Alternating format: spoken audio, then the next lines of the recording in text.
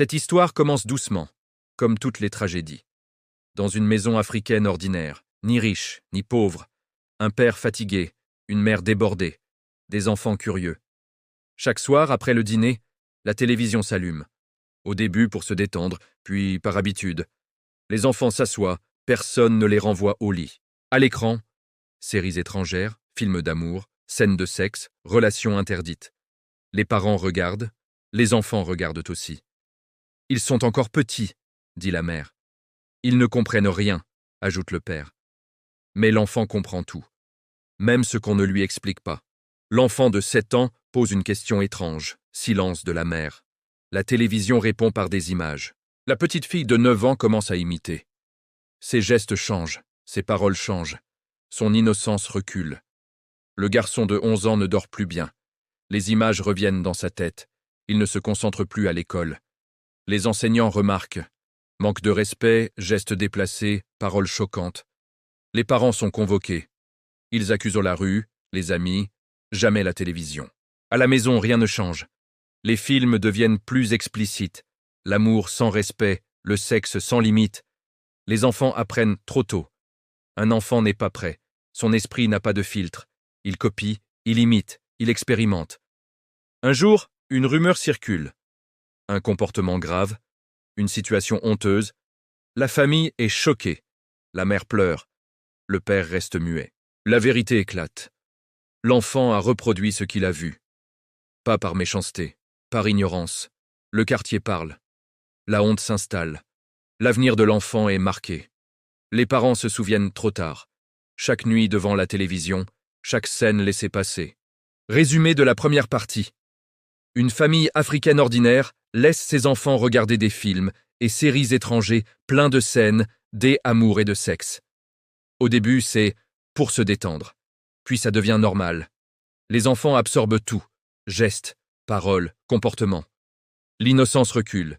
Les résultats apparaissent à l'école, dans le quartier, jusqu'à un acte grave que l'enfant reproduit sans vraiment comprendre.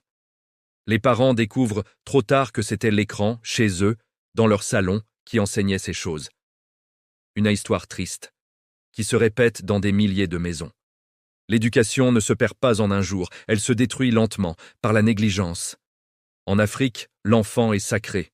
Son esprit est fragile. Ses yeux sont des portes. Ce qui entre ne sort jamais totalement, surtout quand c'est trop tôt. Un enfant exposé trop tôt au sexe et à l'amour des écrans perd ses repères, perd sa concentration, perd parfois son avenir.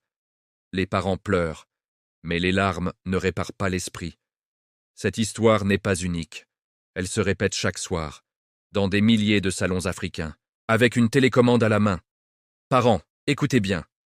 Protéger un enfant, ce n'est pas seulement le nourrir et l'habiller, c'est protéger ce qu'il voit. Les films d'amour et de sexe ne sont pas pour les enfants. Jamais. Un enfant n'oublie pas ce qu'il voit trop tôt.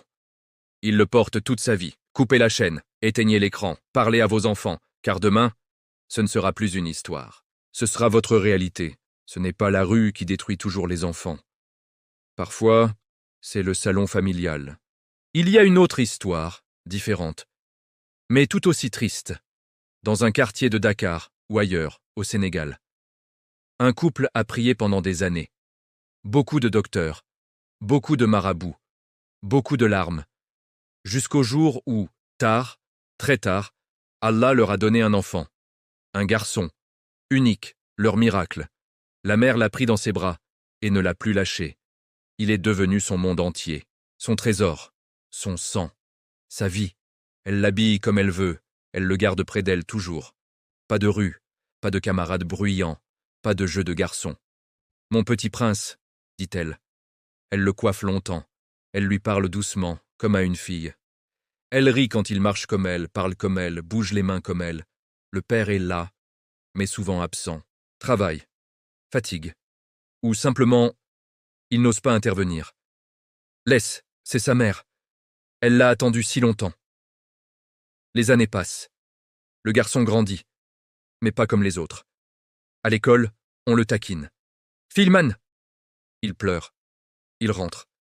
Sa mère le console. « Ne les écoute pas, toi tu es différent, tu es mieux. » Il apprend à plaire à sa mère, à copier ses gestes, ses mots, ses peurs.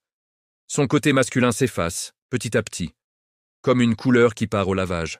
Un jour, il a 15 ans. Il ne sait plus qui il est. Il n'ose pas jouer au foot avec les garçons. Il n'ose pas parler aux filles. Il se sent perdu entre deux mondes, et aucun ne l'accepte vraiment.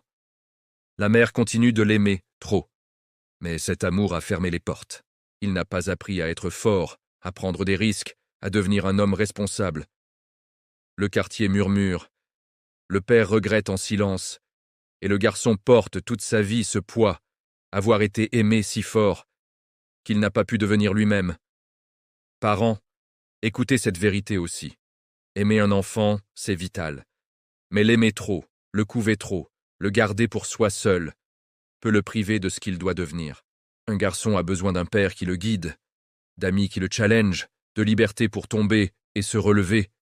Sinon, l'amour maternel, si beau soit-il, devient une cage dorée. En Afrique, nous disons que l'enfant appartient à la communauté, pas seulement à sa mère, pas seulement à son père. Laissez-le grandir, laissez-le être garçon, laissez-le devenir un homme, équilibré, fort, respectueux. Car un amour excessif peut détruire aussi sûrement qu'un écran allumé trop tôt. Ce n'est pas toujours la négligence qui abîme un enfant. Parfois, c'est un amour qui ne sait pas s'arrêter à temps.